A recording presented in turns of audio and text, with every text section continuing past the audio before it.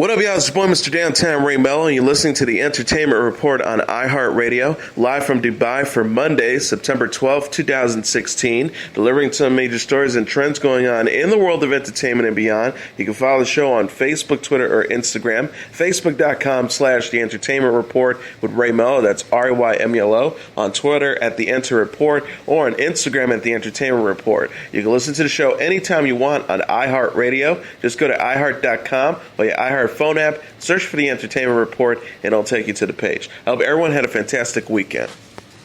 The Woman Who Left won the Golden Lion for Best Film at the 73rd Venice Film Festival this weekend. The Silver Lion Grand Jury Prize went to Nocturnal Animals, while the Silver Lion for Best Director was shared by Andrei Chanovsky for Paradise and Ahmed Escalante for The Untamed. Emma Stone won the Coppa Volpi for Best Actress for her work in La La Land, and Oscar Martinez won the Coppa Volpi for Best Actor for his performance in Distinguished Citizen.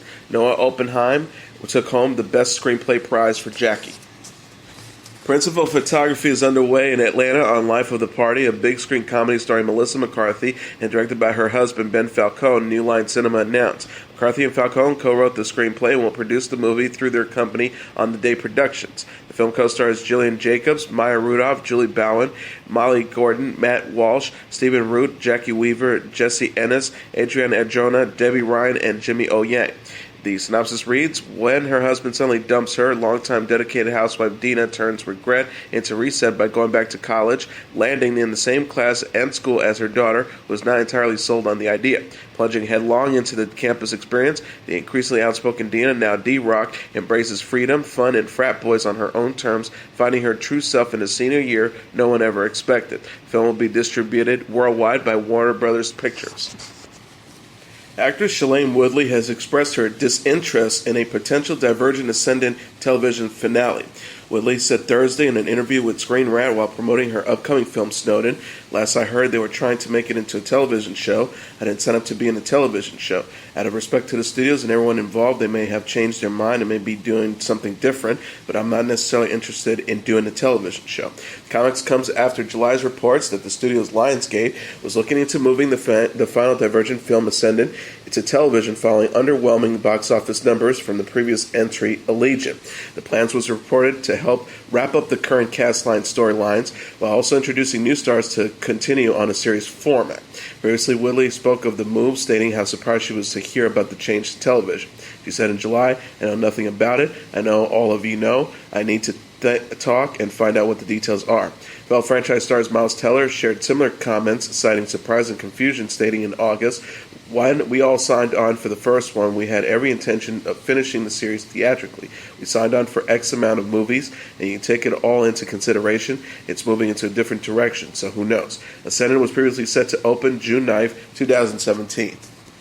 American Ballet Theater principal dancer Misty Copeland and actress Sandra Oh are to guest star on episodes of the animated series Peggy Plus Cat next month. Peggy Plus Cat further PBS's kids' commitment to use the power of media to help all children realize their potential. Leslie Rosenberg, Senior Vice President and General Manager of Children's Media and Education at PBS, said in a statement.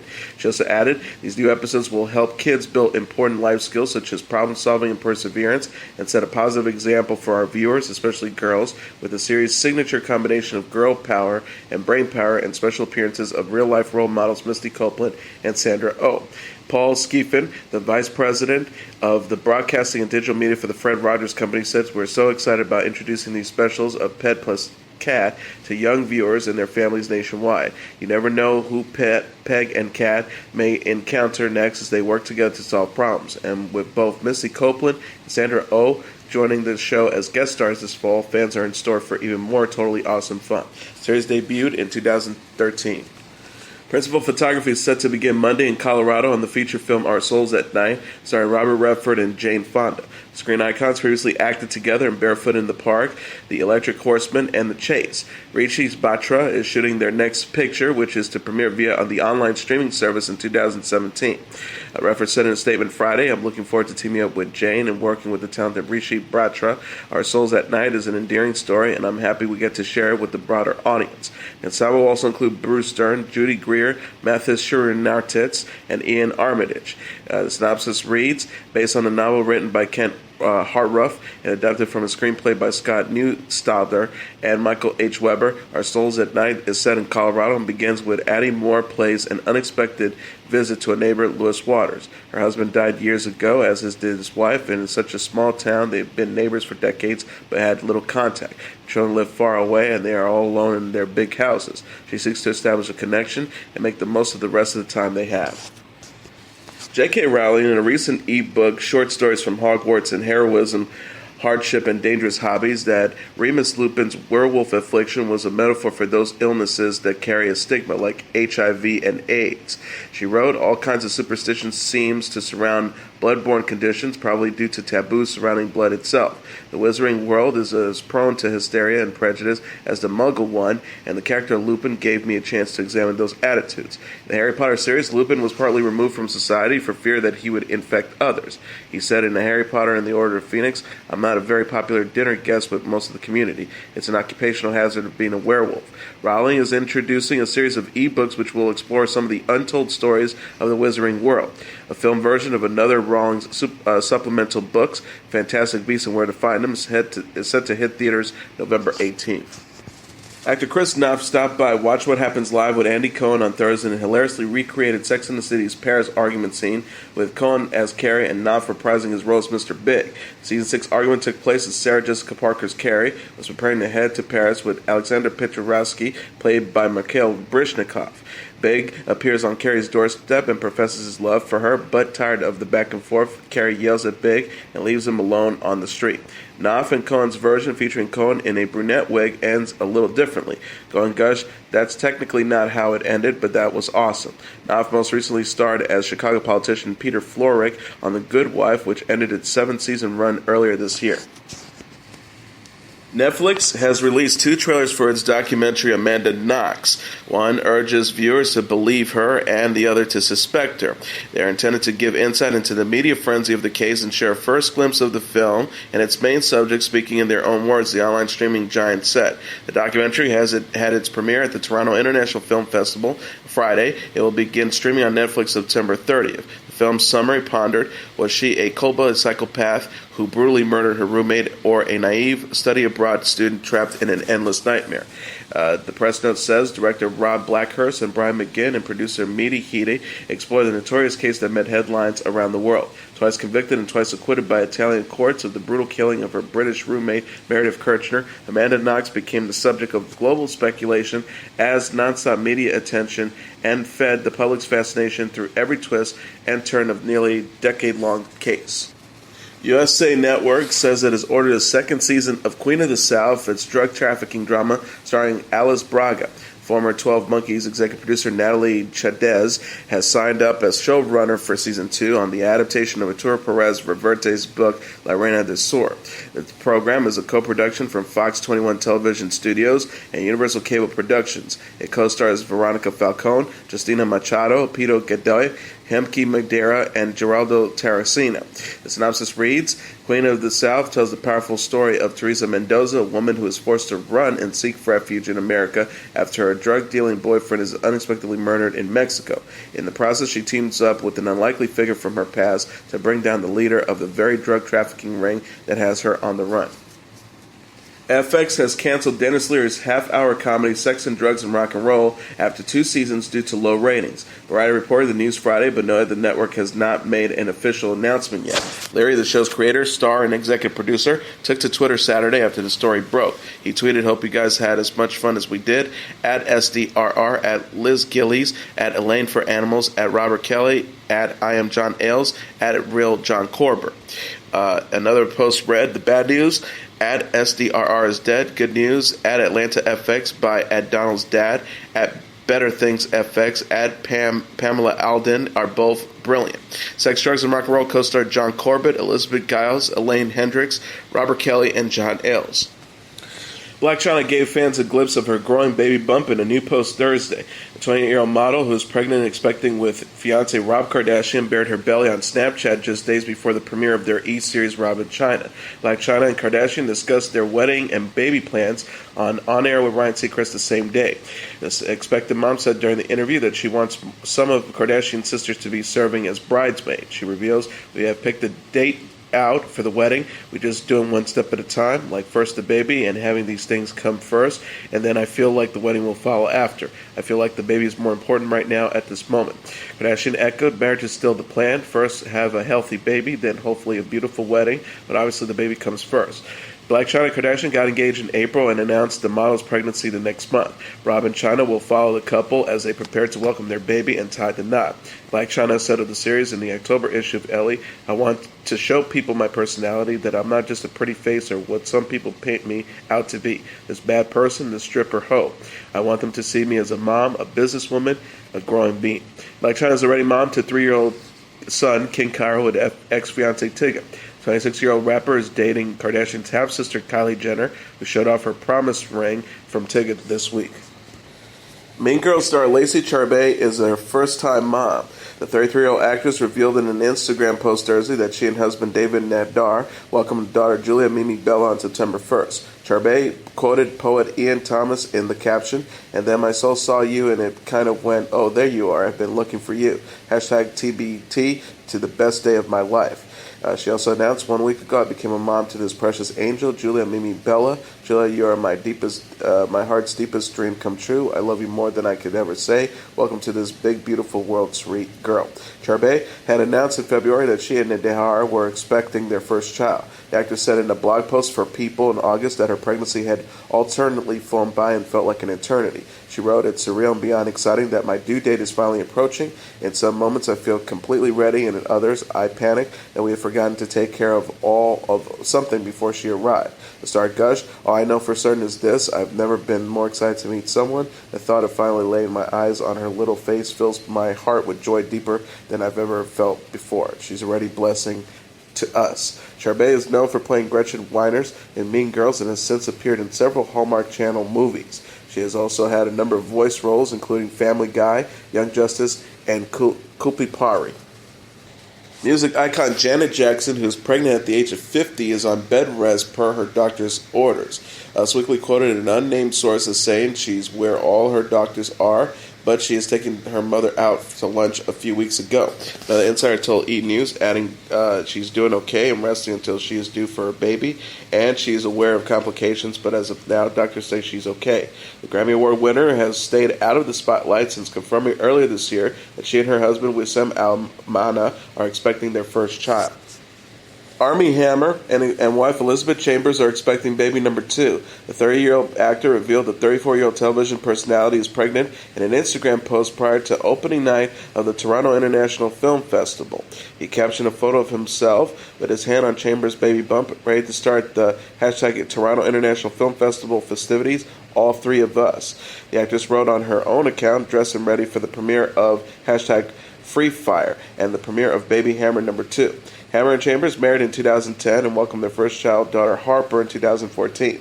The actor said on Live with Kelly and Michael the next year that fatherhood has been a great experience. He says the best thing about being a dad is you join a club. You'll be in a conversation and you'll go, do you have kids? If you go no, they turn away. If you do have kids, they go great. And then all of a sudden you're a dad with the dads. The star gush, every moment that you lose of sleep, you end up gaining something else. Like you see the smile for the first time. It's worth it. It's good. Hammer appears in 3 film screenings at the Toronto International Film Festival, The Birth of a Nation, Nocturnal Animals, and Free Fire. Chambers most recently served as a judge on the reality competition Cupcake Wars. Filmmaker Tim Burton has had his hands and footprints enshrined in cement outside of the famous TCL Chinese Theater in Hollywood. Winona Ryder, who appeared in Burton's horror comedy Beetlejuice and iconic fantasy romance Edward Scissorhands, and Martin Landau, who co-starred in Ed Wood, attended Thursday's event celebrating their friend and colleague. Burton is also famous for his work on the movies Big Eyes, Dark Shadows, Frankenweenie, Alice in Wonderland, Sweeney Todd, The Demon Barber on Fleet Street, Big Fish, The Night Before Christmas, Sleepy Hollow, Corpse Bride, Batman, and Pee-wee's Big Adventure. His next film is Miss Peregrine's Home for Peculiar Children. Ariel Winter will no longer begin college in the fall. The 18-year-old actress revealed she'll defer her start at the University of California, Los Angeles until 2017 while speaking to E! News at the Emmy Castings Directors Nominees reception on Thursday. She explained, unfortunately this year, due to production schedule, I have to start next year, so I'll be starting as a UCLA Bruin next year. Winter had announced in April that she had accepted UCLA's offer of admissions. Modern Family star who plans to major in political science told E! in 2015 that she hopes to become a lawyer. She said at the time, I would love to continue acting, but it's definitely important, I think, to go and do something else as well. You never know if something's not going to work out, if one day acting is like, no, we don't like you anymore. The actress added, you got to have something else you can do. I've always been interested in law, so I think it'll definitely be something that I love to do and also go to school for. Winter plays Alex Dunphy on Modern Family, which will return for an 8th season September 21st on ABC. The actor is stunned in a crop top and skirt ensemble at Drake's star-studded concert Wednesday in Los Angeles. Tina Fey, Amy Poehler, Hank Azaria, Peter Scolari, and Margot Martindale were all presented with 2016's Creative Arts Emmy Awards Saturday night. HBO led the field with 11 prizes, including 9 for Game of Thrones, and FX followed close behind with 10 Emmys, 4 of them for the limited series The People vs. O.J. Simpson American Crime Story. Fey and Poehler shared the Emmy for Outstanding Guest Actress in a Comedy Series for their guest hosting stint on Saturday Night Live, while Martindale earned the accolade of Outstanding Guest Actress in a Drama Series for her work in The Americans. Azaria and Scolari picked up their prizes for their respective guest performances on dramas Ray Donovan and The Comedy Girls. Emmys for the main television categories will be presented September 18th in an ABC telecast to be hosted by Jimmy Kimmel. Renee Zellweger says the rumors surrounding ex-husband Kenny Chesney's sexuality during their split was unnecessary and mean-spirited. The 47-year-old actress addressed past reports that she and the 48-year-old country star annulled their marriage because Chesney is gay in an interview with Advocate magazine.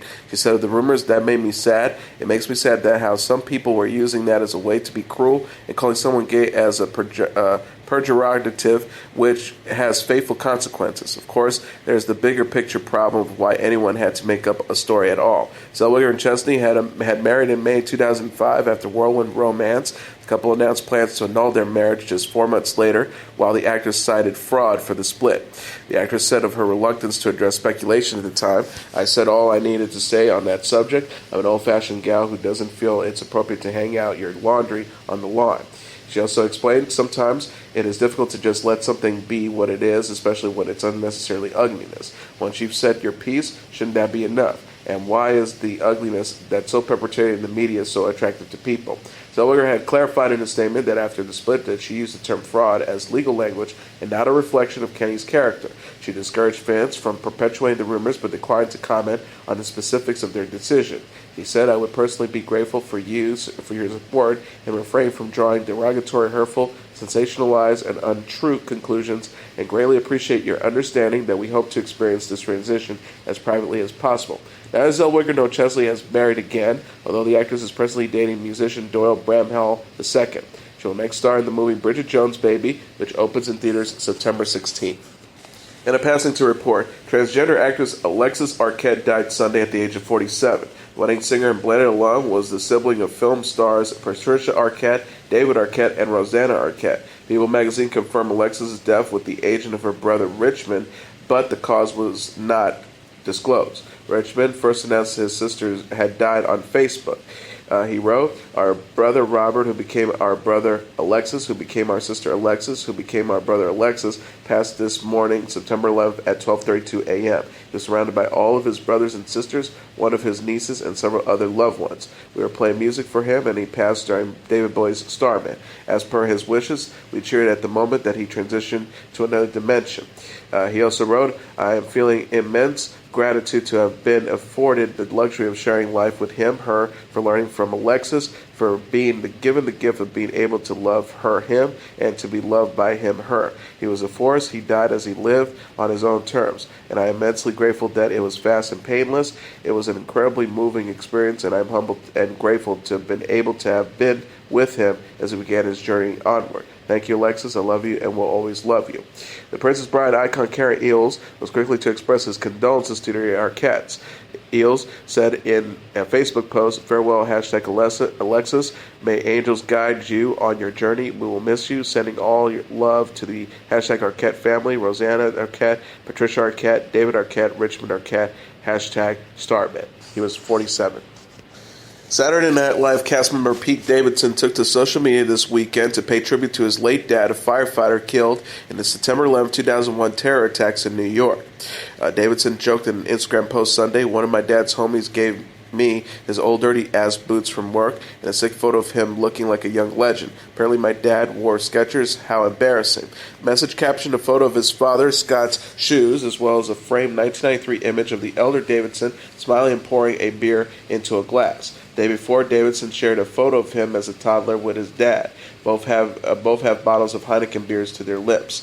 The 22-year-old comedian said, "Can't believe tomorrow is going to be 15 years. Missing the legend. Thank you for all your kind words and support as always. #remember them." Actress Shannen Doherty, who is battling breast cancer, says she felt blessed to be part of this weekend's Stand Up for Cancer telethon. She said in an Instagram post following Friday's star-studded fundraiser, which aired on dozens of television channels, "This night meant so much to so many people, including myself." She also added, "I'm forever humbled by the stories I've heard tonight and the people I've met. Thank you to all the amazing volunteers and crew that made this event happen. Thank you to everybody at SU2C who are so dedicated in trying to find the cure and give people with cancer better alternatives. I feel blessed to be part of the cancer family tonight and to have witnessed such love." 45-year-old Beverly Hills 90210 and Charm star was diagnosed with breast cancer in 2015. She's been chronicling her fight for her life on social media. The upcoming animated movie Sing will feature a new song called Faith by Stevie Wonder featuring Ariana Grande. This marks the first song Wonder has contributed to a film in more than 25 years. The track will be available soon via Republic Records, as well as on the upcoming release of the Sing official soundtrack album. The family flick is slated to open in theaters everywhere on December 21st. Green Day has taken to social media to release a lyric video for the group's newest single, the title track off the upcoming album, Revolution Radio. The band's official Facebook page noted, "New music, Revolution Radio, the title track to the upcoming album is now available," which also explains fans can get the song instantly by pre-ordering the album. Frontman Billy Joe Armstrong sings on Revolution Radio, "Scream with your arms up in the sky like you want to testify for the life that's been deleted. Sing like a rebel's lullaby under the stars and stripes for the souls that were cheated." Now, he also continues in the chorus, displaying Green Day's signature punk political style. "We will be seen but not be heard. We are Revolution Radio, Operation No Control," and the headline, "My Love is Bulletproof." The song comes after the release of the group's first single off the new album, Bang Bang. Revolution Radio, the album is set to arrive October 7th. At the same time, Green Day is preparing to embark on a 12-day North American tour. Mel B says fans can expect a partial Spice Girls reunion this fall. 41-year-old British singer confirmed on Thursday's episode of The Late Late Show with James Corden that she, Emma Bunton, and Jerry Halliwell will celebrate the 20th anniversary of the group's debut album Spice, sons Victoria Beckham and Mel C. Mel B revealed, "We are going to do something, us three.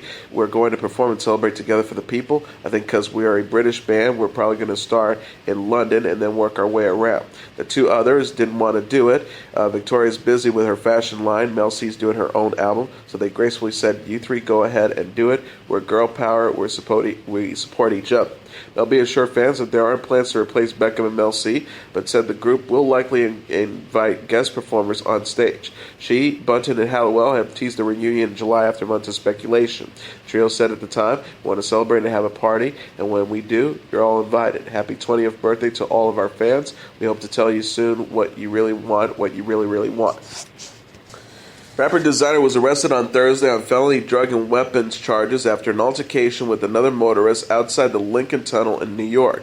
Designer, whose real name is Sidney Royale Selby, was a passenger in an SUV that was involved in a road rage incident with another car in Midtown Manhattan, in which Designer reportedly flicked a lit cigarette and waved a loaded gun at the other car. Designer's SUV sped off, but not before the other motorist took down the license plate number, police said. The SUV was pulled over across town a short while later, and cops found a large number of loose Oxycontin pills and center consoles, along with other drugs and weapons. Designers and the SUV's other four occupants were arrested and charged with criminal possession of controlled substance, criminal possession of drugs with intent to sell, criminal possession of a loaded weapon, and menacing. All five remain in police custody.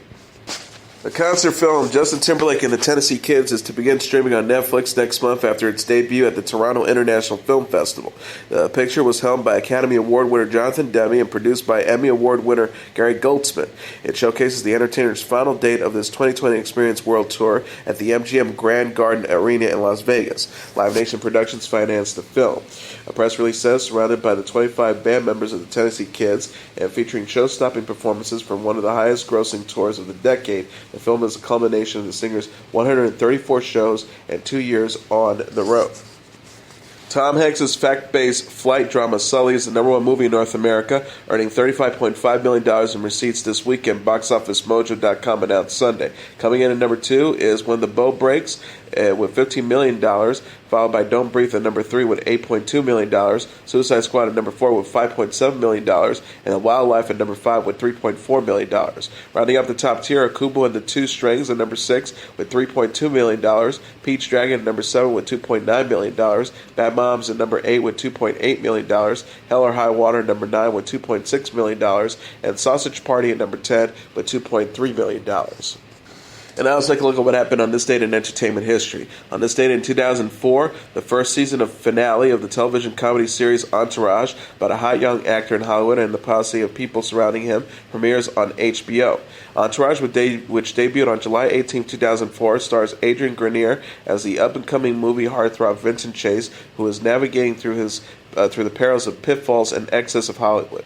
Vince's entourage includes Eric E. Murphy, played by Kevin Conley, his manager and childhood friend from Queens, New York, his half-brother, the C-list actor Johnny Drama Chase, played by Kevin Dillon, the real-life brother of actor Matt Dillon, Turtle, played by Jerry Ferrara, another childhood friend from Queens who is content to ride Vince's coattails, and Ari Gold, played by Jeremy Piven, Vince's aggressive, high-strung agent. Other recurring characters on the show include Vince's sharp-tongued publicist Shauna, played by Debbie Mazar, and Ari's long-suffering gay assistant Lloyd, played by Rex Lee. The actor Mark Wahlberg, who starred in Boogie Nights, Three Kings, and The Departed, served as one of the executive producers of Entourage. And the idea for the show was reportedly based on some of his experiences as a rising star in Hollywood.